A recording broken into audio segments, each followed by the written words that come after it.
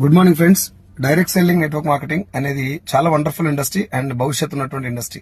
కానీ దీంట్లో సక్సెస్ అయ్యే వాళ్ళకంటే కూడా దీని పేరు చెప్పి జరిగేటటువంటి మోసాలలో ఎక్కువ ఇరుక్కుపోతున్నారు. సో రెండు విషయాలు గుర్తుపెట్టుకోండి. నెంబర్ 1, దీంట్లో సక్సెస్ అయ్యే వాళ్ళకంటే కూడా దీని పేరు చెప్పి జరిగేటటువంటి మోసాలలో ఎక్కువ ఇరుక్కుపోతున్నారు.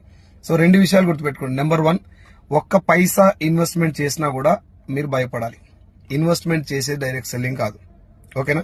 ఒక్క పైసా, నేను రూపాయలు లక్షలు వేలు గురించి చెప్తాను. ఒక్క పైసా ఎవరైనా మిమ్మల్ని కట్టమన్నా కూడా భయపడండి. అది డైరెక్ట్ సెల్లింగ్ కాదు, అది మనీ సర్క్యులేషన్ స్కీమ్.